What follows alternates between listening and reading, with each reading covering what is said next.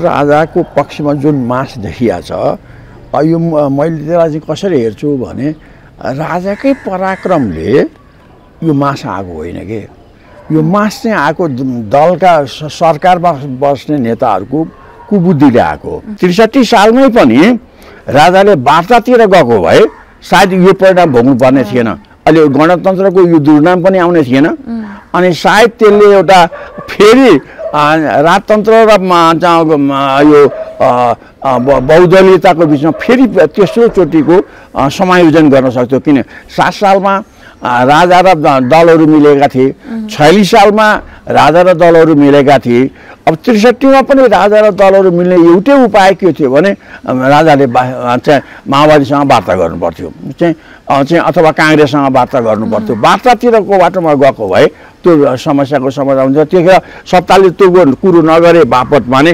परिवर्तन त आयो त परिवर्तन देशको अनुकूल जान लान सक्ने नेताहरू अगाडि आएनन् जसले गर्दा स्थिति अहिले डाँडोल भएछ दुईटा विकल्प आउँछ कि राजतन्त्र आउँछ कि राष्ट्रपतीय पद्धति आउँछ त्यसको निर्णायक कुरो चाहिँ सडक र सेना हो सडक र सेना र अन्तर्राष्ट्रिय सपोर्ट कतापट्टि जान्छ अन्तर्राष्ट्रिय सपोर्ट राजतन्त्रको पक्षमा गयो भने राजतन्त्रै फर्किन्छ जतिसुकै भने पनि त्यो पाथिभारामा केबल कार बनाउने भए त्यो केबल कारलाई क्रान्तिकारी अडानको नाउँमा जातीय विभेद जातीय संस्कृति बिग्रियो भन्ने नाउँमा त्यो विकासै हुन नदिएर ढुङ्गा मडा गरेका छन् अब यो डेमोक्रेसी भयो भाइ अब होइन राजा अलिक सक्रिय भएर यहाँका भ्रष्टाचारदेखि लिएर मैले अघि भने राजनीतिक विकृतिका कुराहरूलाई कन्ट्रोल गर्नतिर राजा लागे भने राजा निरङ्कुश भयो भनेर फेरि अर्को आन्दोलन सुरु हुने भयो त्यो आन्दोलन पछाडि त राजतन्त्र सदाका लागि सकिन्छ फेरि अनि फेरि त्यस पछाडि अर्को भिडले एउटा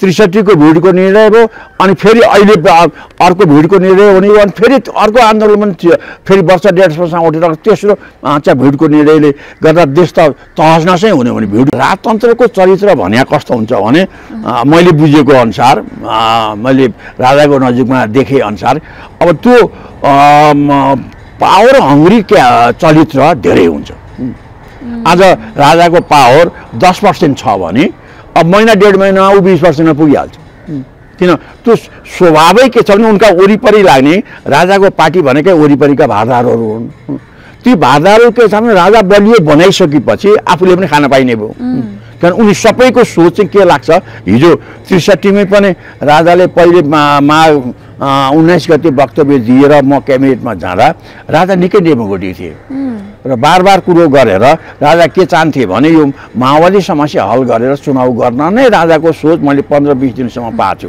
अब पछि गएर दरबारीहरूका भारदारहरूले उचाल्दै चुनावको कुरो पनि हराए वार्ताको कुरो पनि हराए अनि राजा केमा लागे भन्दा कताबाट हुन्छ पावर बेसी सञ्चय गर्ने कुरोमा लागे शासनमा बाहिर पोलिटिक्समा अनि माओवादीलाई पनि खेलाउन लागे अब माओवादीलाई खेलाएर सबैलाई कन्ट्रोल गर्न सकिन्छ भन्ने गलत मूल्याङ्कनमा राजा पुग्दा यो गति आयो मान्छेले के ठान्छ भने हिजो त यो राजा क्याबिनेटमा थियो राजाकै बारेमा बोल्नु पर्थ्यो भनेर भन्ने मान्छेहरूको सङ्ख्या पनि छ म केही पाउनको लागि जस्तो पञ्चका धेरै मान्छेहरू चाहिँ राजाको पछि लागेपछि भोलि प्रधानमन्त्री हुन्छ मन्त्री हुन्छ अथवा कुनै पद पाइन्छ भनेर लाग्ने मान्छेहरूको सङ्ख्या ठुलो छ किन पद नचाहने मान्छेहरू राजै पद चाहने भएपछि अरू पनि पद चाहने भयो नि अब हिजो आन्दोलनमा 25 गते सँगै थिए अब अहिले दुर्गा प्रसाद विरोध गर्न थाले भन्छ अब अच्छा राप्रपा मैले गरे भन्छ अब त्यो मैले गरेको उनले गरेको भनेर भागभण्डा सुरु भइहाल्यो यो खालको सोच आएकोले आन्दोलनमा त्यति पोजिटिभ गर्दैन भोलि पोजिटिभ गरिहाल्यो भने पनि एकछिन मान्नु राजाको शासनै आयो भने पनि यिनकै बिचमा मारामार हुन्छ को प्रधानमन्त्री हुने हो भने म अहिले पदको आशाले म एकै कुरो भनिरहेको छैन देश कसरी समृद्ध हुन्छ चाहिँ हिजो माओवादी आएर माओवादीले नै देशको जनताको सुख शान्ति र सुशासनको व्यवस्था गरिदिए भए के बिग्रिया थियो र हुँदैन थियो 63 मा पनि राजाले शासन आफ्नो हातमा लिनु हुँदैन थियो एक लिइसकेपछि वार्ता गर्नु पर्थ्यो वार्ताको विकल्पै थिएन चाहिँ राजाले वार्ता गर्ने कुरो नगरेको भए मै पनि जाँदैन थिएँ वार्ता गर्छु भन्दाखेरि वार्ताको लागि म्यान पावर चाहियो भन्दाखेरि म पनि त्यहाँ पुगेँ हुँ त वार्तामा राजाको पछि मुडै गएन चाहिँ 15-20 दिन पछाडि तुलसीगिरी कृतिबाबुलाई लिएर आइसकेपछि त वार्ता त हरायो अनि दमन मात्रै अगाडि बढ्न थाल्यो अनि मास डेमोन्स्ट्रेसन गरेर राजा पपुलर छु भनेर देखाउने कुरातिर अगाडि गयो कि जबकि राजतन्त्र आफै सत्ता लिने कुरो नै त्यतिखेरको सिस्टममा र मान्छेको सोचाइमा त्यो नै अनडेमोक्रेटिक थियो, त्यो नै निरङ्कुश थियो। त्यसमा गएर वार्ता पनि नगरिदिएपछि वार्ता गरेर लो निरङ्कुश ता ल्याएर वार्तामा हल भइदिएको भए माओवादीको वार्तामा त उसले पनि म राजेसँग वार्ता गर्छु भनेर भनिराखेकै थियो नि। मान्छे नोकरसँग नभएर मालीसँगै वार्ता गर्ने बेलामा कुरो गरेर राजाको पावर केही घट्थ्यो होला, राजतन्त्र त रहन्थ्यो। त्यसो भएर समस्याको समाधान गरे भए एकछिन मान्नुहोस् माओवादी नै आएर माओवादीकै नेतृत्वले देशमा शान्ति सुरक्षा मात्रै होइन कि अमन चयन काम गरिदिएर विकास गरिदिएर के बिग्रिन्थ्यो? होइन, माओवादीको बुद्धि अहिले जस्तो छ त्यस्तै देखा परेर माओवादी बढाइदिन्थ्यो, अर्को पार्टी आउँथ्यो, के बिग्रिन्थ्यो? यदि नेपाललाई हिन्दू स्टेट मात्रै बनाउने हो भने भारतको समर्थन हात मिलाएर अगाडि आउँछ। अब भारतको नेपालमा भारतको समर्थन पुगेपछि धेरै कुरो पुग्छ। ओलीले चाहिँ भ्यू टावर बनायो, त्यो भ्यू टावर जो अहिले चल्दा पनि चल्दैन। अब त्यो व्यापारिक केन्द्र भन्छन्, धमक नै एउटा सामान्य बजार हो, त्यसको पनि 4-5 किलोमिटर एउटा खेतमा ल्याएर त्यो भ्यू टावरको त्यो मार्केट कसरी चल्छ? अब बुद्धि त्यस्तो छ। त्यसै ठाउँमा त्यही पैसाले त्यो एउटा हस्पिटल बनाएको भए त आखिरी कोसीमेचीका मान्छेको उपचारै हुन्थ्यो नि। यदि सेनाले राजालाई साथ दिएन भने, यदि सेनाले राजा ल्याएर पनि समस्याको समाधान हुँदैन, राष्ट्रपति ल्याउनुपर्छ भने सेनाले भने राष्ट्रपति पनि शासन आउन सक्छ। किन मलाई लाग्दैन कि सेना राजाले जे गर्छन् अथवा सेना अहिले पनि राजासँग एकदम प्रिय पात्र भइसकेको छ भन्ने मलाई अहिले पनि लाग्दैन। किन हिजोको जनयुद्धको माओवादीको जनयुद्धको बेलामा सेना र माओवादीको बिचमा जसरी खेल भयो अनि त्यसको परिणाम जे भोग्नु पर्यो सेनाले आफ्नो उसको पीडा आफ्नो ठाउँमा छ। कारण सेनाले आफ्नो कुरो त बुझेकै होला, म धेरै सेनाको बारेमा व्याख्या पनि गर्दिनँ। नमस्कार, ड्र्यागन मिडियामा स्वागत छ। म मुना चन्द। आज हामीसँग हुनुहुन्छ वरिष्ठ वामपन्थी नेता राधाकृष्ण मैनालीजी। आज हामी उहाँसँग समसामयिक राजनीतिक विषयमा रहेर कुराकानी गर्नेछौँ। आउनुहोस्, उहाँलाई स्वागत गरौँ। स्वागत छ तपाईँलाई ड्र्यागन मिडियामा। धन्यवाद। तपाईँसँग फेरि अब यो सरगर्मीको राजनीतिको दौरको बिचमा भेट भयो, त्यसको निम्ति तपाईँ र तपाईँको टिभीलाई धन्यवाद दिउँ। अब सरगर्मीको कुरा गर्नुभयो राजनीतिमा अहिले निकै माहौल तातेको देखिया छ, किनभने राजाको सक्रियता र राजालाई अस्ति पोखराबाट काठमाडौँ आउँदा गरेको स्वागत फागुन 25मा, त्यसपछि अहिले देशभरि नै एउटा तरङ्ग छाएको छ। तपाईँले त्यो स्वागतलाई कसरी लिनुभएको छ?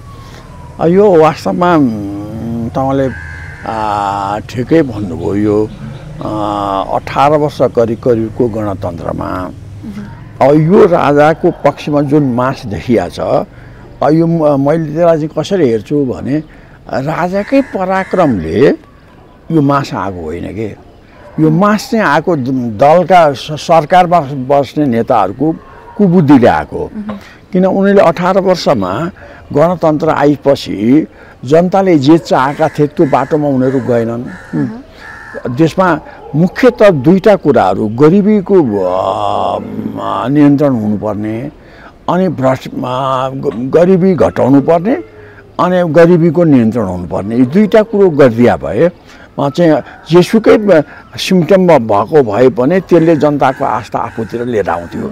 जनताको आस्था आफूतिर आएको भए गणतन्त्रको विरोधमा यति छिटै 18 वर्षमा यत्रो मास राजाको पक्षमा जाँदैन थियो।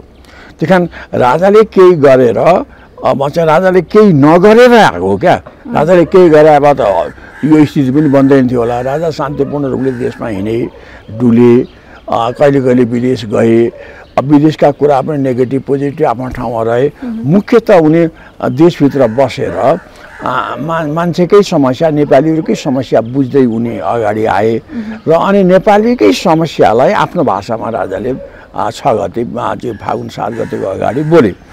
त्यो बोलिसकेपछि एउटा सेन्टिमेन्टमा चाहिँ प्रेस जगतमा एउटा सेन्टिमेन्ट आयो। त्यो सेन्टिमेन्टलाई अझ मान्छेले मुखरित कतिखेर गरे भने राजा पोखराबाट काठमाडौँ आउँदा स्वागत गर्ने नाउँमा मासमा चाहिँ पहिलेको राजाको वरिपरि जाने मासभन्दा 3-4 गुणा ठुलो। पहिले 202500 मान्छे आउँथे भने अब अहिले कमसेकम 20,000 भन्दा माथिको मान्छेको आकलन गर्छन् राजाको स्वागतमा आए। त्यो स्वतःपूर्त रूपले आछन्। यो आउने कारण चाहिँ हुन त एउटा राजाको प्रभाव बढ्यो भन्ने अर्थ एउटा कुरो हो। तर त्यो प्रभाव कसरी बढ्यो भन्दा नेताहरूको कुबुद्धिले बढ्यो। यदि उनीहरूले देश र जनताको हितमा काम गरिदिएको भए सायद यति छिटो यत्रो मास विपक्षमा आउनु पर्ने थिएन, नेताहरूको यो सशङ्कित हुनुपर्ने अवस्था हुन्थेन। अब यसले अहिले के गरेका छ भने नेताहरू पहिलेको भन्दा राम्रो के गर्यो भने अब विपक्षीहरूलाई को अथवा राजावादीहरूलाई सम्बोधन गर्ने शैलीमै चेन्ज आएको छ। चाहिँ अब पहिलोचोटि अहिले प्रचण्डले नि त्यो मास जुन सडकमा आयो 25 गतेमा त्यो नेपाली नै हुन् भन्ने कुरो उनले पनि स्वीकारे। नभए जहिले पनि राजावादी भने केही मान्छे नै होइन जस्तो गरेर गर्थे। त्यो नेपाली नै सडकमा आए, त्यो रियालिटी हो। किन 63 नेपाली नै सडकमा आएका हुन् होला, भित्री दाउपे जेसुकै भए पनि सडकमा आउने त नेपाली नै थिए। अब अहिले राजाको पक्षमा स्वागत गर्न जो मान्छे आए ती पनि नेपाली नै हुन्। अब त्यो अहिले आएको स्वागत जस्तो मलाई लाग्छ 63 को आन्दोलनको मुख्य पात्र भित्री पात्र भने यता आन्दोलनमा उठाउने विपक्षीहरू एउटा कुरो भए त सत्तासीनहरूकै कमजोरीले 63 मा मास अगाडि आएको थियो। त्यसलाई नै देशी विदेशी शक्तिले दुरुपयोग गरे, राजाको मास बढ्यो। र अहिले पनि मलाई लाग्छ सत्तासीनहरू जनदलका नेताहरू छन् 18 वर्षसम्म काङ्ग्रेस एमाले माओवादी समाजवादी भनिने पार्टीहरू नै शासनमा बसे र जनताको हितमा गणतन्त्रको हितमा उनले काम गरेनन् र उनीहरूकै कारणले आज उनीहरूकै विपक्षीको मास अगाडि आछ। र यो अगाडि आएको कुरोलाई अब कसरी अहिले उनीहरूले मनन गर्छन् र अहिले नै चाहिँ के देखा परेको छ भन्दा अब अलि पोलिटिकल भाषामा अब सत्ताको विपक्षमा अब नागरिक राजाको रूपमा राजाले बोलेको कुरोलाई त्यो विषयवस्तु चाहिँ उनले अहिलेसम्म पनि उठाएका छैनन्। राजाले के कुरो बोले, ती बोलेको कुरो ठिक कि बेठिक के थियो? किन एउटा प्रतिपक्षी रूपमा अथवा नागरिक राजाको रूपमा राजाले बोलेका कुराहरू बेठिक छन् भन्न सक्नु पर्थ्यो, त्यो त बेठिक छन् भन्न सक्दैनन्। किन गरिबीको कुरो, विदेश पलायनको कुरो, शिक्षामा अधोगतिको कुरो राजाले जो उठाएछन् त्यो उठाएको कुरो त्यो चिज होइन। त्यसमा चाहिँ हामी त्यो स्थिति यस्तो छ किन विदेश पलायन छैन भन्न सक्ने अवस्था छैन, गरिबी बढ्यो भन्ने कुरो पनि घट्यो भन्ने पनि कुरो छैन। अनि त्यति मात्रै नभएर भ्रष्टाचारको माहौल घट्यो भनेर उनले दाबी गर्ने ठाउँ पनि छैन, त्यसमा बोल्न सक्दैनन्। बोल्न कति मात्रै सक्छन् भने राजा जुर्मुरा आयो भन्ने कुरो गर्छन्। अब देशमा सत्ताको राम्रो काम नभएपछि त सत्ताका प्रतिपक्षी शक्तिहरू त उठ्नु स्वाभाविकै हो। अझ उनीहरूले चाहिँ नेताहरूले आफूलाई सुधारेनन् भने त अझ मास अगाडि उठ्न सक्छ। त्यस कारण मलाई लाग्छ अब अहिले नै चाहिँ के देखियो भन्दा नेताहरूको भाषा, सत्तासीन नेताहरूको भाषा अलिक पोलिटिकल हुन थालेको छ अहिलेको सम्मको सङ्केतमा। यति हुँदै म अहिले के सुन्छु भने सत्तासीन पार्टीहरू करिब काङ्ग्रेस एमाले माओवादी समाजवादी सबै मिलेर प्रतिकार गर्ने अरे भन्ने कुरो सुन्छु। त्यसमा पनि माओवादीले त प्रतिकारका 10 गते कि 15 गतेका कुराहरू पनि बाहिर अगाडि आएछन्। अब मलाई लाग्छ सत्तासीनहरूले प्रतिकार गर्नतिर गए चाहिँ उनीहरूले आफू सुध्रिनेतिर होइन, संविधान सुधार्नेतिर होइन, अब प्रतिकार गर्नेतिर गए भने अहिलेसम्म के देखाएको छु भने सत्ताले प्रतिकार गरेपछि हारेको छ। जस्तो 7 सालमै पनि राणाहरूले प्रतिकार गर्ने हुँदा चाहिँ हार्नु पर्यो।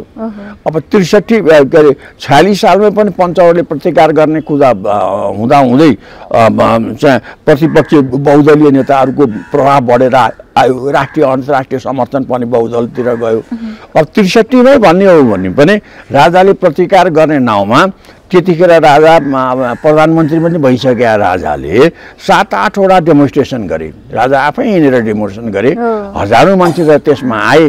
त त्यसभित्रको कूटनीति नबुझ्दा प्रतिकार गर्ने नाउँमा अब आन्दोलनकारीसँग वार्ता नगर्ने नाउँमा त्यतिखेरको सत्ताले हार्यो। म चाहिँ अब अहिले पनि ठिक त्यही पहिलेकै सत्तासीन जस्तो अहिलेका नेताहरूले सुधार्नतिर सुध्रिनतिर भन्दा पनि प्रतिकार गरेर चाहिँ अझ ठुलो चाहिँ अझ प्रचण्डले त 1 लाख मासमा डेमोन्स्ट्रेसन गर्छु भने गर्लान् पनि। तर अब त्यो मान्छे धेरै आएर मात्रै समस्याको समाधान हुँदैन। 1 लाख मासमा चाहिँ को प्रतिकार यता गर्न थाल्यो भने प्रतिपक्षमा पनि मास बढ्न सक्छ।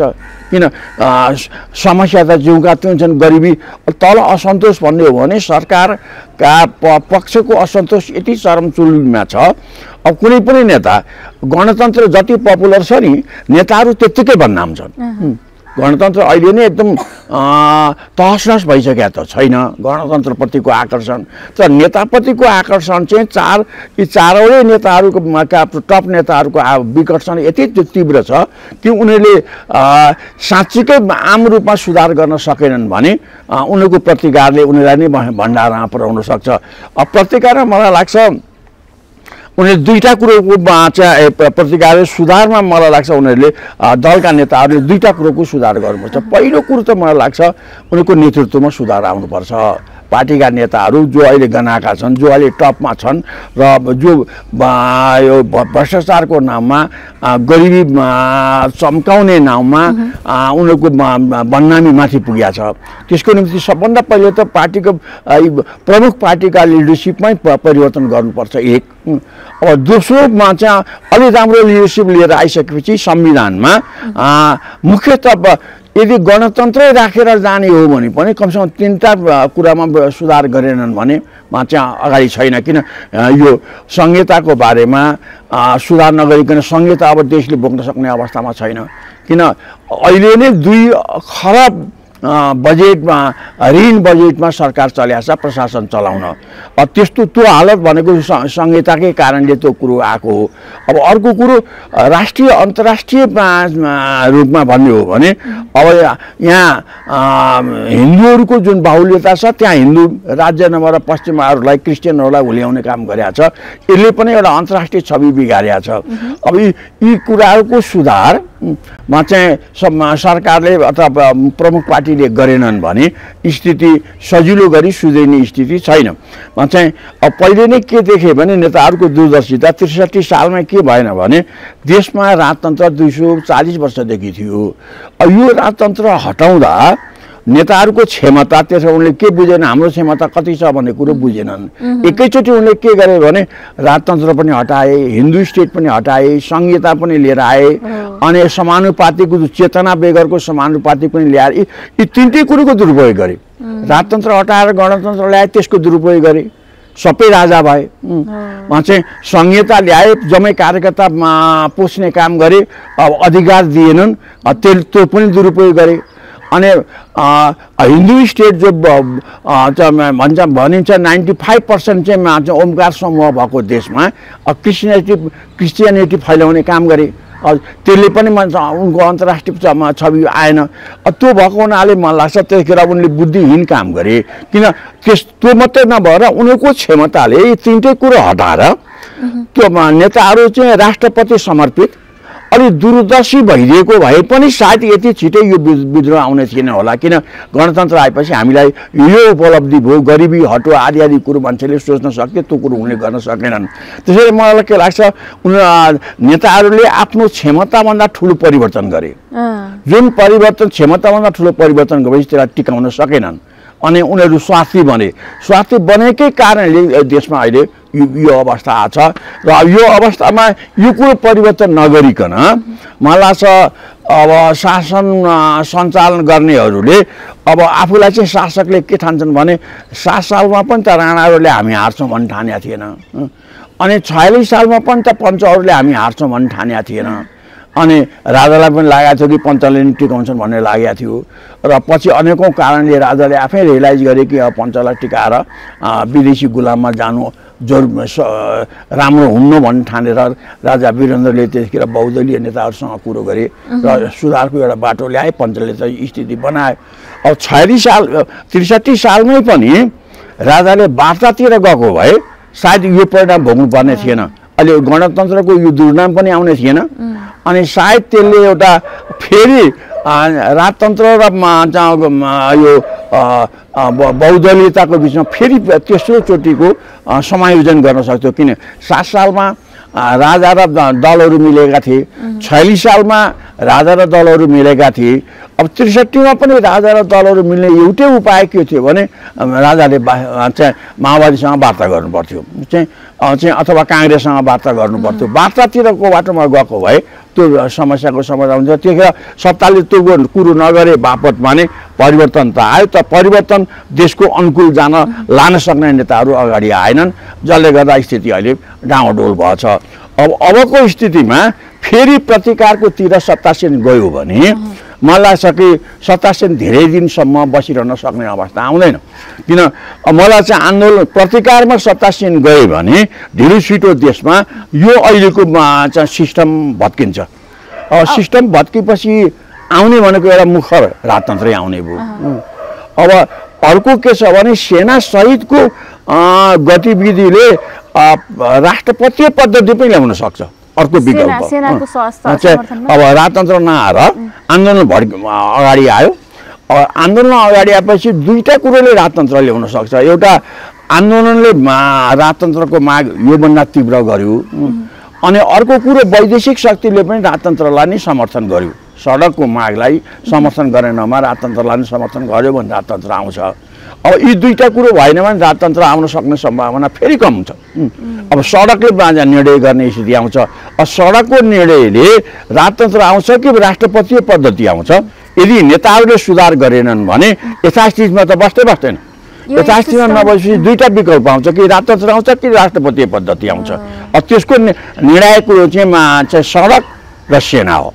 सडक र सेना र अन्तर्राष्ट्रिय सपोर्ट कतापट्टि जान्छ। अन्तर्राष्ट्रिय सपोर्ट राजतन्त्रको पक्षमा गयो भने राजतन्त्रै फर्किन्छ जतिसुकै भने पनि। किन यिनले सुधार गरेर प्रतिकारमा गयो भने सत्तासीनहरूको प्रतिकार प्रभावकारी हुँदैन। आम मान्छेको सपोर्ट उनीहरूपट्टि जाँदैन। किन भन्दा उनले त खाने र भत्काउने मात्रै काम गरे, स्वार्थी मात्रै नेता भए। स्वार्थको पछि आम मास जाँदैन।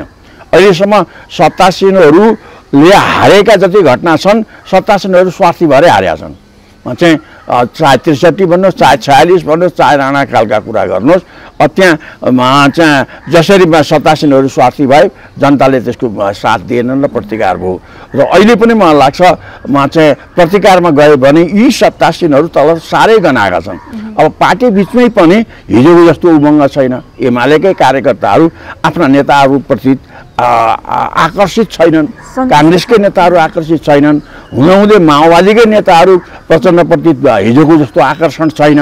त यी सब कुरोले गर्दा प्रतिकारमा जाने हो भने यिनीहरूको आफ्नै पार्टीका कार्यकर्ताले पनि ठुलो साथ दिन सक्ने अवस्था छैन र यिनीहरूको दुर्दिन र यो सिस्टमको दुर्दिन अगाडि आउन सक्छ। त्यसकारण मलाई लाग्छ अब नेताहरूले अब निर्णायक मोडमा नेताहरू छन्। सुधारमा जाने हो या चाहिँ प्रतिपक्षको यो अर्को भाषामा भन्यो भने नागरिक राजाको प्रतिकार गर्न जाने हो, अथवा असन्तोषको प्रतिकार गर्न जाने हो। असन्तोषको प्रतिकार गर्न दलका नेताहरू लागे भने उनीहरूको दिनगन्ती सुरु हुन्छ र उनीहरू पलाउँछन् र पलायन हुन्छन् र त्यसपछि कस्तो सिस्टम आउँछ त्यो त विद्रोहले नै टुङ्गो लाउन सक्छ। चाहिँ यो राष्ट्रिय परिस्थिति चाहिँ त्यही ठाउँमा पुगेको छ। अब अहिले तपाईँले भन्नुभयो सेनाले राष्ट्रपतीय प्रणाली ल्याउन सक्छ या त राजतन्त्र आउन सक्छ, दुईटामा एउटा हुन्छ भन्नुभयो। त्यसो भए अब अहिलेको नेताले राजासँग वार्ता गर्नुपर्ने हो कि सेनासँग त? होइन, त्यो त सबभन्दा पहिले त्यो वार्तामा जानुभन्दा पहिले उनले पहिला आफू सुधारिनु पर्यो। मैले अघि पनि भने आफ्नो नेतृत्व सुधार्नु पर्यो एक। अब सेनासँग होइन कि संविधान सुधार्नु पर्यो दुई।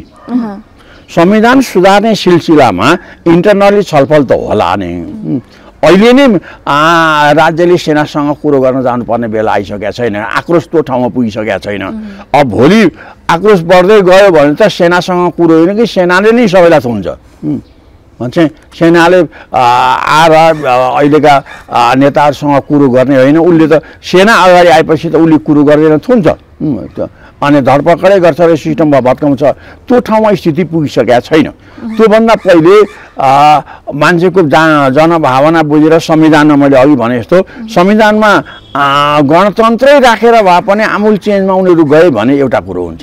किन मलाई लाग्छ कि हिजो हाम्रो देशमा राजतन्त्र र हिन्दू धर्म दुईटा डिप्लोमेटिक नर्म्सका आधारहरू थिए। विश्वले कि त नेपालमा राजा पनि छ, अब त्यहाँ हिन्दू धर्म पनि छ, अनि त्यहाँ दलीय व्यवस्था पनि छ भन्ने नामको सपोर्ट थियो। यो त्यो सपोर्टमा राजा हटाउने कुरो गरिसकेपछि अब यो डिप्लोमेटिक यसलाई 240 वर्षको जुन प्रभाव छ यो प्रभाव हटाइसकेपछि हाम्रो क्षमताले हिन्दू स्टेट चाहिँ राख्नुपर्छ भनेर त्यतिखेर हिन्दू स्टेट राखे भए यो गति पनि अलिक कम आउँथ्यो। किन हिन्दू स्टेट हुने बित्तिकै हिन्दू स्टेटको नाउँमा अन्तर्राष्ट्रिय सपोर्ट हामीसँग कायम हुन्थ्यो। हिन्दू स्टेटको नाउँमा यहाँ सपोर्ट कायम हुँदा इन्डियाकै सपोर्ट पनि पोजिटिभ हुन्थ्यो। वहाँ चाहिँ अब अरू ठाउँमा विश्वभरिका अरबौँ हिन्दूहरूको सपोर्ट नेपालप्रति रहन्थ्यो। किन एकमात्र हिन्दू स्टेट भने यो एउटा डिप्लोमेटिक नर्म्सले देश टेकाउन सजिलो, गणतन्त्र टेकाउन सजिलो हुन्थ्यो। यिनीहरूको बुद्धि पुगेन, एकैचोटि सबै बढार्ने भनेर बढार्ने नाममा आफ्नो क्षमता र हैसियत पनि राष्ट्रिय चिन्तनको बनेन, स्वार्थी बन्यो, जसले गर्दा यिनीहरू सङ्कटमा आए। अब त्यो सङ्कटमा आएको हुनाले अब अहिले ती कुरोलाई सुधार्नतिर गएनन्। आर्थिक रूपमा पनि संहिताले आएर सङ्कटमा आए। अब सामाजिक रूपमा पनि हिन्दू स्टेट हटाएर उनीहरू समस्यामा आए। अनि अब यो समानुपातिकता ल्याए। यसो हेर्दा समानुपातिक सिद्धान्त राम्रो, तर नेताहरूको बुद्धि र जनताको चेतना चाहिँ समानुपातिक नभएर कस्तो भइदियो भने आफ्ना आसेपासेहरूलाई चाहिँ जागिर खुवाउने ठाउँ बन्यो। जसले गर्दा समानुपातिकमा पार्टीको भागभन्दा मिलाउने ठाउँमा उनीहरू पुगे। अनि आफ्नै चुनाव हारेका मान्छेहरूलाई, चुनाव जित्न नसक्ने मान्छेहरूलाई पुराना नेताहरूलाई ल्याउने त्यो अखडा भन्यो समानुपातिक, त्यसले पनि जनतामा पोजिटिभ असर गरेन। त यी कुरोको सुधार गर्दै अनि जो बदनाम नेतृत्व छ त्यो बदनाम नेतृत्वले चाहिँ सत्ता छोड्ने, अलि राम्रा नेतृत्वलाई देश सुधारमा लागेर देशको चिन्तामा लाग भन्ने व्यवस्था ल्यायो भने चाहिँ मलाई चाहिँ अहिले यो विद्रोह रोकिन सक्छ। अब यो गरेनन् भने त र प्रतिकारमै गयो भने त 3-4 महिनामै नतिजा नेताहरूको भागभागको स्थिति आउन सक्छ। मैले त्यो देखाएको छु, किन असन्तोष धेरै चर्किँदै अगाडि आएको छ। तपाईँ के चाहनुहुन्छ? देशमा गणतन्त्र नै कायम रहोस् भन्ने चाहनुहुन्छ कि राजतन्त्र आओस् भन्ने चाहनुहुन्छ? अनि देशमा स्थायित्वको निम्ति अहिले अब हिजो राजा भएकै बेलामा राजाले बुद्धि पुर्याएको भए अनि वार्तातिर गएको भए सायद देशमा गणतन्त्र आउँदैन थियो, त्यसलाई एउटा स्थायित्व कायम गर्थ्यो। अब अहिले गणतन्त्र आएर गणतन्त्र असफल भएर राजतन्त्र आउँदा राजतन्त्रले कति स्थायित्व दिन सक्छ, तलको मास राजतन्त्रप्रति कति आकर्षित हुनसक्छ, एउटा समस्या त्यहाँ हुनसक्छ। अनि राजतन्त्र अब यो सबै विकृति रोक्नको निम्ति राजतन्त्र अगाडि आयो, राजतन्त्र निरङ्कुश हुन्छ। अब होइन अहिलेको राष्ट्रपति जस्तै थपना मात्रै राष्ट्रपति बस्यो, यो विकृति बढार्ने कोही पनि हुँदैन। यिनै नेताहरूको हालिमुहाली हुन्छ अनि त्यसले पनि देशको समाज अगाडि लिएर आउन सक्दैन। यो स्थिति आएको हुनाले स्थायित्व के आउँछ अलिकति गम्भीर रूपले। अब भिडै अगाडि आयो भने त भिडले किन हिजो 63 को भिडले पनि त सही निर्णय गरेन नि। अहिले हेर्दा भिडले निर्णय पोजिटिभै गर्छ भन्ने कुरो हुँदो रहेनछ। किन भिड आयो, 46 सालमा भिड आयो, उहाँ चाहिँ निर्णय गर्यो, बहुदल आयो। अब 46 सालको अब बहुदल आयो, बहुदल पनि विकृति हुँदै गयो। अब 63 सालमा पनि भिड आयो, भिडले निर्णय गर्यो, राजतन्त्र गयो, गणतन्त्र आयो, तर देश त सुध्रिएन कि नेताको क्षमता त त्यहाँ रहन्छ। र अहिले पनि भिडै आएर निर्णय गर्ने हो भने र भिडले ल्याएको राजतन्त्रले अब चाहिँ सही निर्णय गर्यो भन्ने ठाउँमा पुग्छ कि पुग्दैन भोलि फेरि। अब राजालाई सक्रिय बनाउनुहुन्छ, मैले के देख्छु भने एकचोटि राजा सक्रिय भएपछि फेरि त्यो 5 वर्ष पछाडि डेमोक्रेटिक हुन सक्दैन। उसको चरित्रै के हो भने एकचोटि सक्रिय भएर पावरमा गएपछि कि त आन्दोलनले नै उसलाई फेर्नुपर्छ, ऊ आफै चाहिँ डेमोक्रेटिक हुन सक्दैन। अब होइन त्यसो नभएर डेमोक्रेटिकै राजा आउने हो भने यो विकृतिलाई बढाउन सक्दैन देशमा। अहिले हुन्छ नि राजनीति भनेको कस्तो भने डेमोक्रेसी भनेकै उच्छृङ्खलता छ, यहाँ अराजकता छ। अब यहाँ राज्यको पैसा खाएर सारा कर्मचारी पार्टीका भएछन् राज्यको पैसा खाएर सारा शिक्षकको ठुलो सङ्ख्या पार्टीका कार्यकर्ता भएछन्। अब देशमा मल्टी पार्टी छँदैछ, शिक्षालाई तहस नहस पार्नको निम्ति विद्यार्थीलाई अहिले पनि चाहिँ राजनीतिक क्षेत्रमा होमेर विद्यार्थीले पढ्ने होइन राजनीतिका त्यो राजनीतिका बिहाड बनाएका छन् चाहिँ। अनि त्यसो भएर त्यहाँ राजनीति उमार्ने पढ्ने र विद्वता ल्याउने कुरो त छैन। राजनीति उमार्ने कुरोमा गएर राजनीति विकृतिमा आएको छ। त्यसले गर्दा शिक्षकमा विकृति पुर्यायो, प्रोफेसरमा विकृति पुर्यायो, डाक्टरमा विकृति पुर्यायो। अब जहाँ राजनीति नजानु पर्थ्यो त्यहाँ राजनीति गयो चाहिँ। अब यसलाई कन्ट्रोल गर्न त राजतन्त्र त्यति सजिलो छैन। किन यी सबै गर्ने भयो भने राजा निरङ्कुश भयो भने नारा आउँछ अनि राजालाई टिक्ने गाह्रो होला।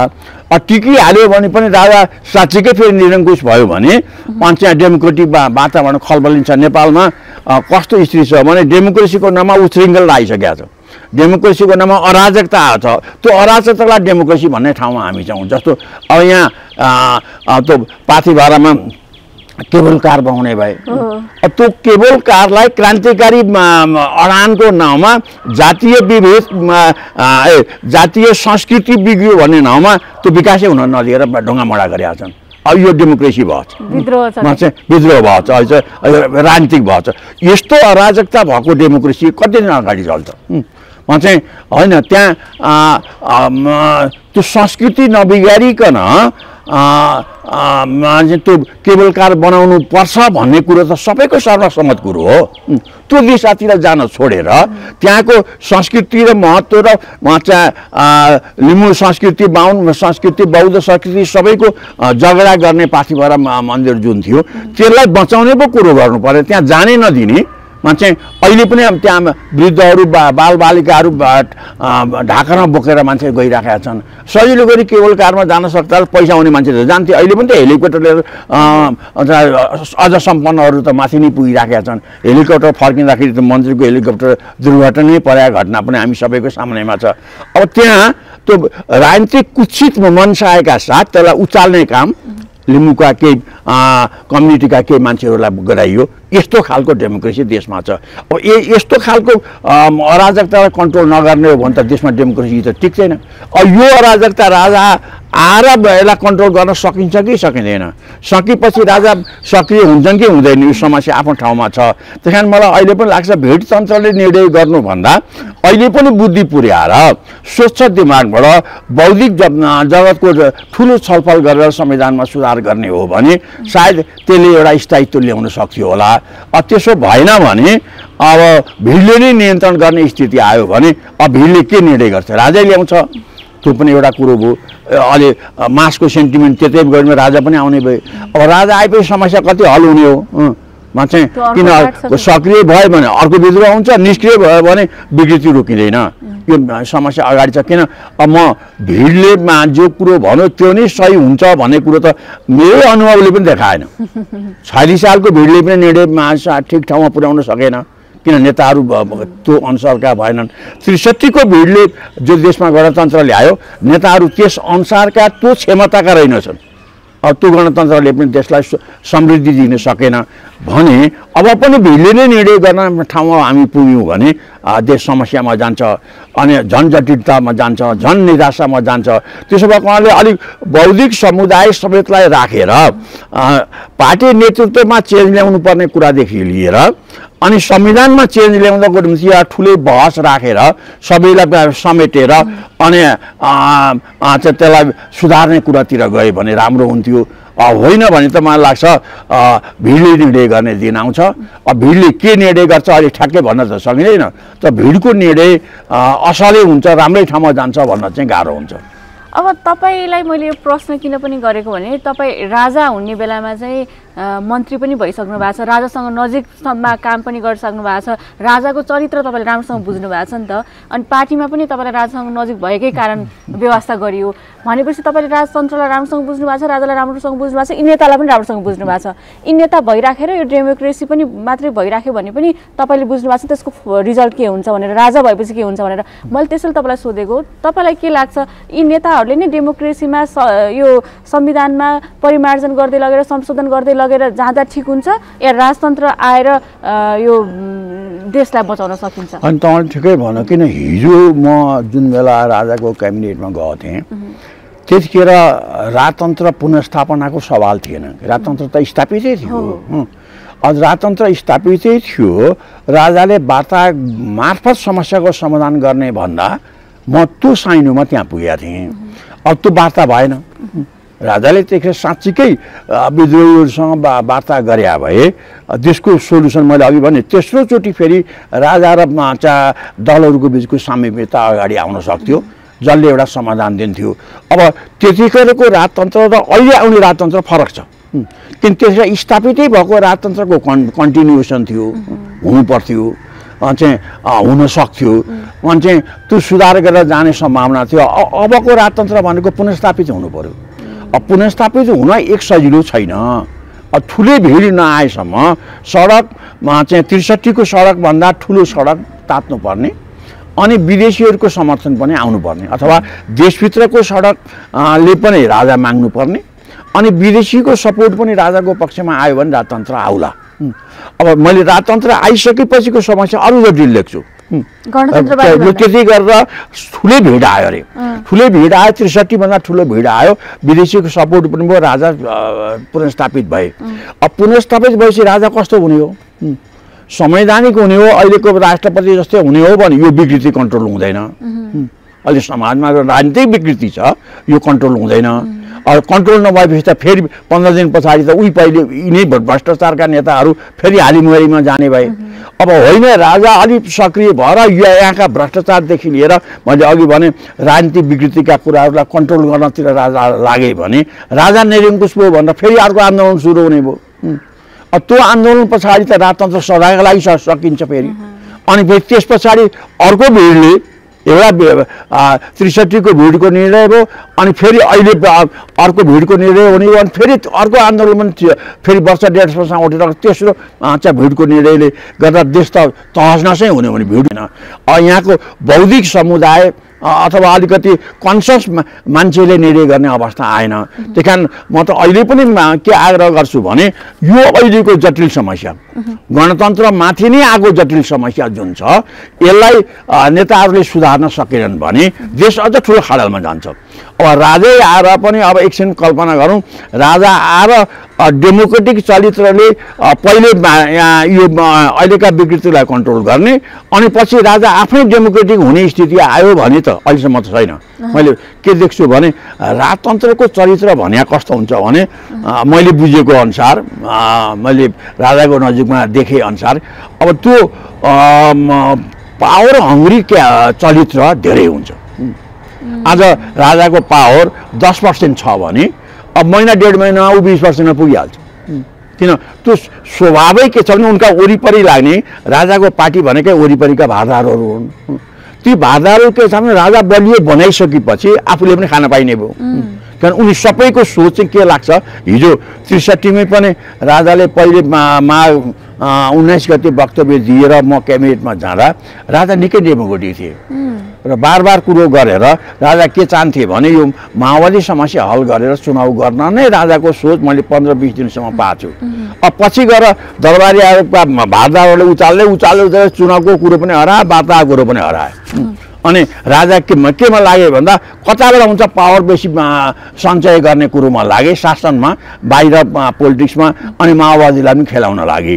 अब माओवादीलाई खेलाएर सबैलाई कन्ट्रोल गर्न सकिन्छ भन्ने गलत मूल्याङ्कनमा राजा पुग्दा यो गति आयो। म चाहिँ त्यसबाट मलाई के लाग्छ भने भोलि पनि त्यही स्वभाव बलियो भने त राजा सुरुमा चाहिँ 5 वर्ष 3 वर्ष पछाडि यो विकृतिलाई रोकेर फेरि डेमोक्रेटिक शैलीमा जाने भन्ने वचन चाहिँ पछि गएर आर्मी समाइसकेपछि राजा फेरि निरङ्कुश भयो भने त फेरि आन्दोलन हुन्छ, फेरि शक्तिशाली हुने भयो, अनि फेरि पावर कन्ट्रोल हुने भयो, पावरमा चाहिँ फेरि जान्छ र त्यस पछाडि के आउँछ, फेरि गणतन्त्र आउँछ कि गणतन्त्र फेरि फेल भइसकेको गणतन्त्र आउँछ।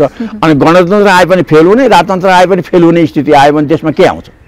अनि यस्तो अवस्थामा म त अहिले पनि नेताहरूलाई चाहिँ के आग्रह गर्छु भने तिम्रो आमूल चेन्ज गर्न, पहिले त तिम्रो नेतृत्वमा गलत छ, भ्रष्ट छ, त्यो नेतृत्व छोडेर राम्रा मान्छेहरूको नेतृत्व पार्टीमा विकास गर। एक दोस्रोको संविधानमा ड्रास्टिक चेन्ज गर। म चाहिँ अनि देशले धान्न नसक्ने संहिता हटाऊ, देशको आवश्यकता र स्वदेशी संस्कारको हिन्दुत्वलाई धर्म सापेक्षतालाई अगाडि बढाऊ, अनि त्यसो गरेर सुशासनमा जाऊ। राजासँग पनि कुरोकानी गरेर राजालाई पनि एउटा सामाजिक सुरक्षाका साथ राजाको पनि हिजो ऊ नेपाली नै संस्कारको संस्था थियो, अहिले पनि त्यो संस्था छ। अहिले पनि यो फ्रान्समा भयो, जर्मनीमा भयो, त्यहाँ पनि हिजोका राजाहरूको एउटा टिम त भरै बसिया छ नि, त्यसलाई पनि सुरक्षा दिएर राखेको छ भने चाहिँ त्यस्तै गरी यहाँ पनि सुरक्षा दिएर अगाडि राख्ने हो अनि राजाको पनि सल्लाह सुझाव लिएर अगाडि जाने हो भने एउटा नयाँ परिवेश हुनसक्छ। त होइन अहिले नेताहरूको यसो म बुझ्दैछु छु प्रतिकारमा जाने, अब गणतन्त्रको विरोधमा आउनेलाई सखा पार्ने, जेल हाल्ने जस्ता जुन कुराहरू गर्छन्, अब यसले त झन् अर्को ठुलो द्वन्द्व लिएर आउँछ। किन नेताहरू पपुलर छैनन्, नेताहरूको त्यो आशयले तल मास नेताहरूको पक्षमा होइन कि उनको त्यो आशयले त मास प्रतिपक्ष नागरिक राजाको पक्षमा जान सक्छ अनि राजा आउन सक्छन्। अब आइसकेपछि मैले अहिले भनेकै समस्याहरू चर्कियो भने फेरि अर्को ठुलो सङ्कटमा आउन सक्छ। त यो भएको हुनाले मलाई लाग्छ कि सुधार गर्न नेताहरू जाऊ, गरेनौ भने देशमा तिमीहरूको गरिराखेका यो सिस्टमको शासन जुन छ त्यो लामो समय टिक्दैन। त्यो नटिकेपछि चाहिँ अन्तिममा त के आउँछ कि राष्ट्रपति सिद्ध पद्धति आउँछ र राष्ट्रपतिले 5 वर्ष यी सबै विकृतिलाई निर्णय गर्छ र अर्को चुनाव हुन्छ। किन अमेरिकामा राष्ट्रपति त निरङ्कुश छ नि, तर निरङ्कुश त राष्ट्रपति फेरि 5 वर्षमा चुनाव भएपछि अब त्योभन्दा अर्को नीतिको राष्ट्रपति आयो भने त उसले छोडिदिन्छ। जनताले त्यहाँ जनतासँग पावर छ, राजा आयो भने त्यो पावर हुँदैन, उसले छोड्दैन। यो समस्या आउन सक्छ। त यसको बारेमा यसो भनिरहँदा मान्छेले के ठान्छ भने हिजो त यो राजा क्याबिनेटमा थियो, राजाकै बारेमा बोल्नु पर्थ्यो भनेर भन्ने मान्छेहरूको सङ्ख्या पनि छ। म केही पाउनको लागि जस्तो पञ्चका धेरै मान्छेहरू चाहिँ राजाको पछि लागेपछि भोलि प्रधानमन्त्री हुन्छ, मन्त्री हुन्छ अथवा कुनै पद पाइन्छ भनेर लाग्ने मान्छेहरूको सङ्ख्या ठुलो छ। किन पद नचाहने मान्छेहरू राजै पद चाहने भएपछि अरू पनि पद चाहने भयो नि। किन यो आन्दोलनमा जस्तो मलाई लाग्छ हिजो 46 सालको आन्दोलनमा बहुदलवादी नेताहरूले कुनै पद खोजेका थिएनन्, चाहिँ सिद्धान्तमा निर्दलीयता हटाएर बहुदलीयता ल्याउने थियो, त्यो सजिलो थियो।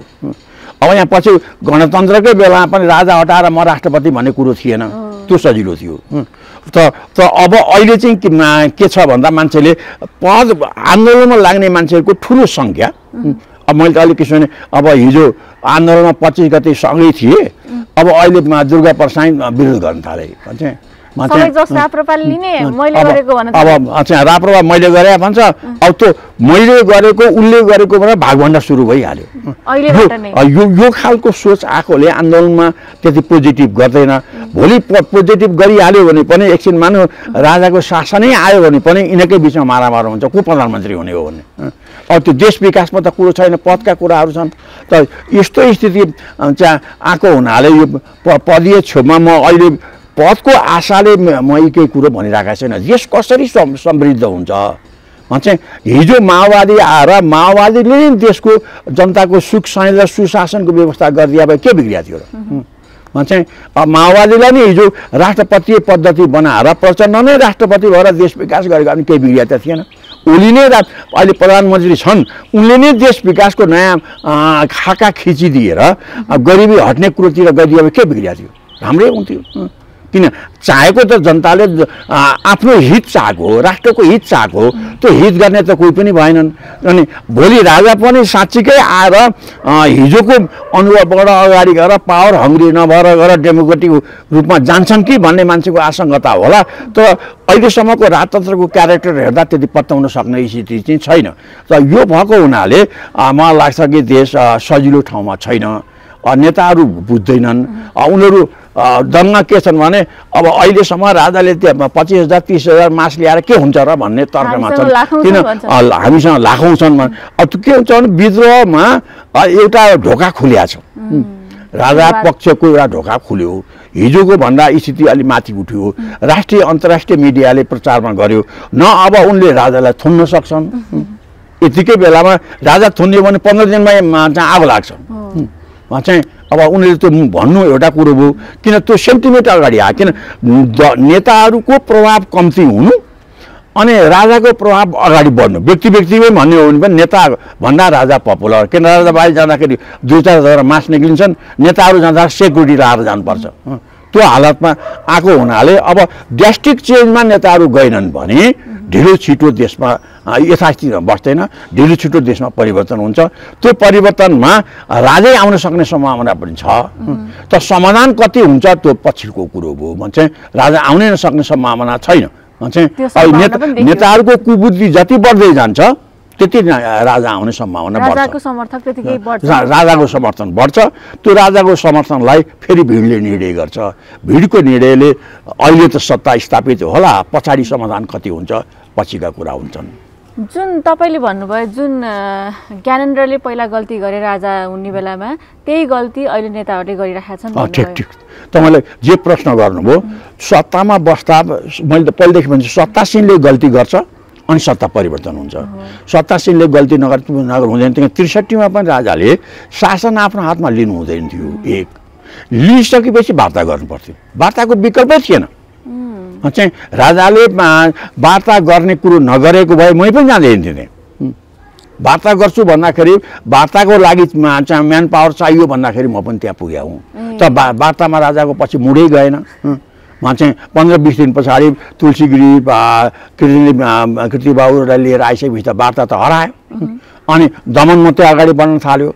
अनि मास डेमोन्स्ट्रेसन गरेर राजा पपुलर छु भनेर देखाउने कुरातिर अगाडि गयो कि जबकि राजतन्त्र आफै सत्ता लिने कुरो नै त्यतिखेरको सिस्टममा र मान्छेको सोचाइमा त्यो नै अनडेमोक्रेटिक थियो, त्यो नै निरङ्कुश थियो।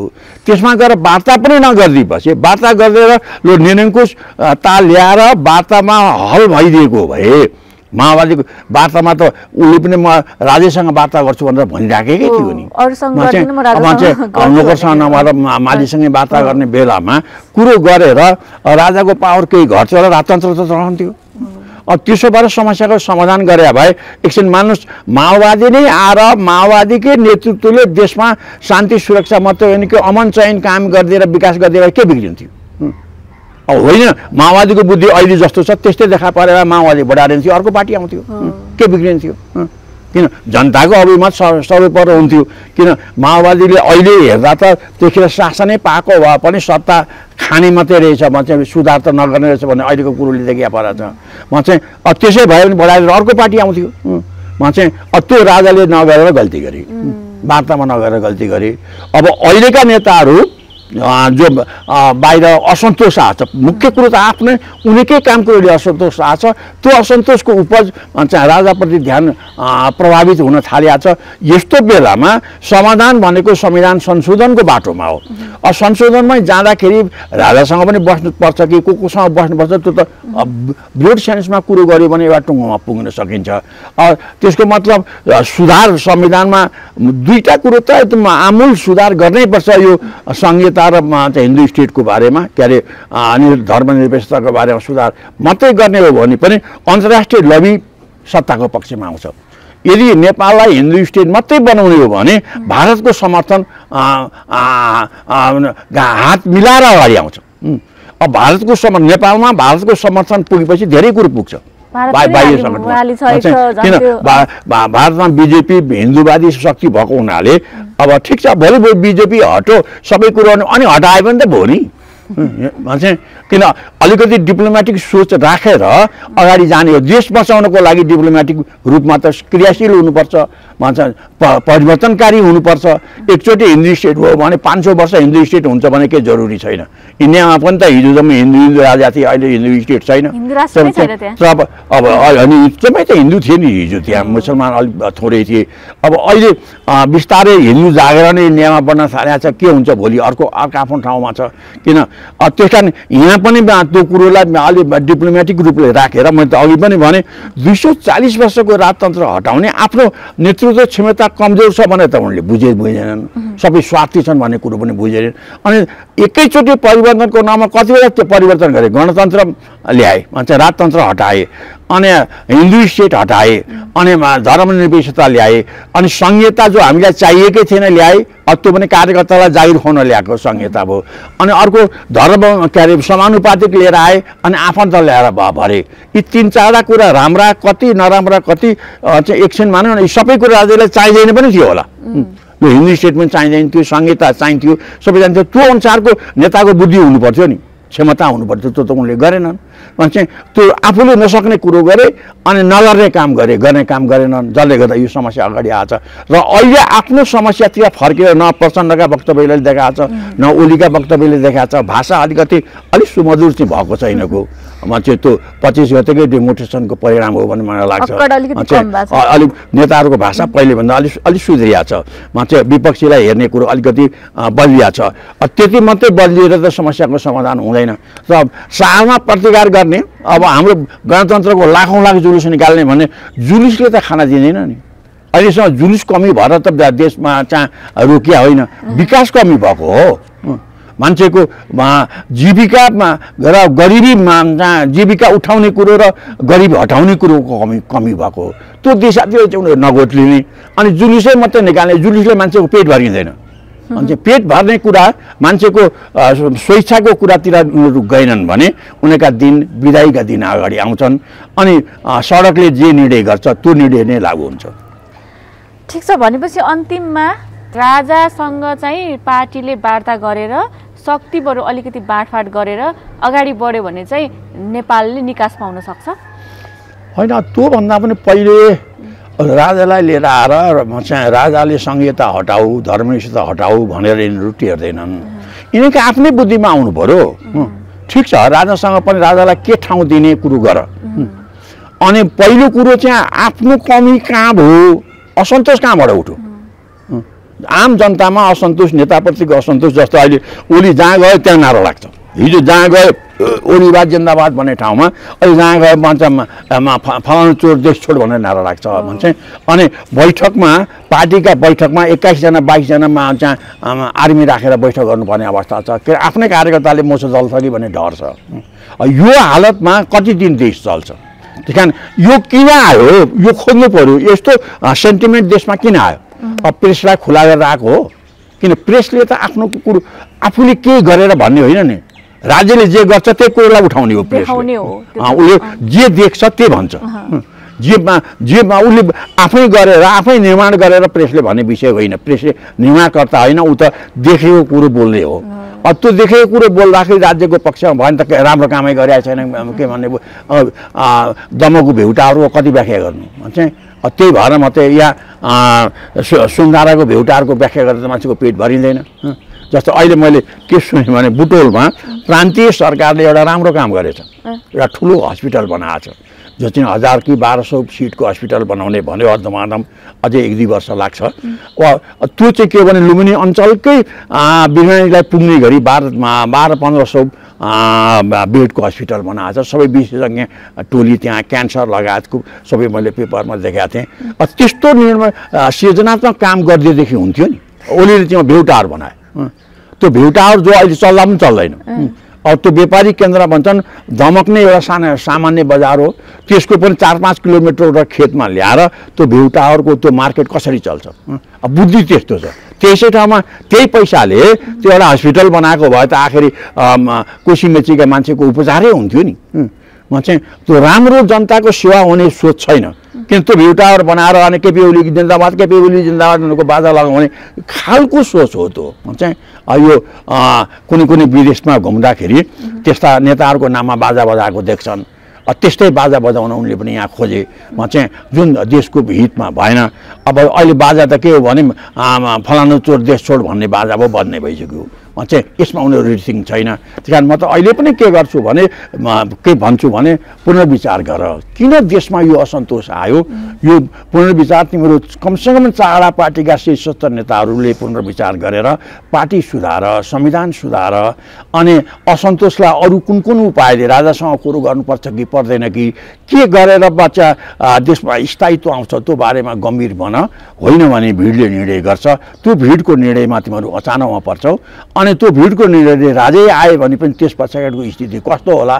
अब राजै नआएर त्यो भिडको निर्णयमा यो पनि हुनसक्छ कि राष्ट्रपतीय पद्धति पनि आउन सक्छ यदि सेनाले राजालाई साथ दिएन भने यदि सेनाले राजाले आएर पनि समस्याको समाधान हुँदैन राष्ट्रपति ल्याउनुपर्छ भने सेनाले भने राष्ट्रपति पनि शासन आउन सक्छ किन मलाई लाग्दैन कि सेना राजाले जे गर्छन् अथवा सेना अहिले पनि राजासँग एकदम प्रिय पात्र भइसकेको छ भन्ने मलाई अहिले पनि लाग्दैन किन हिजोको जनयुद्धको माओवादीको जनयुद्धको बेलामा सेना र माओवादीको बिचमा जसरी खेल भयो अनि त्यसको परिणाम जे भोग्नु पर्यो सेनाले आफ्नो उसको पीडा आफ्नो ठाउँमा छ किन सेनाले आफ्नो कुरो त बुझेकै होला म धेरै सेनाको बारेमा व्याख्या पनि गर्दिनँ म चाहिँ अत्र स्थिति दिनदिनै अब भिडतन्त्र अगाडि जाने ठाउँमा जाँदैछ सडकले फेरि निर्णय गर्नुपर्ने ठाउँमा जाँदैछ त्यही कारण नेताहरू होसियार रहो तिमीहरूका कुदिन हिजोका पञ्चका भन्दा नराम्रा कुदिन आउन सक्छन्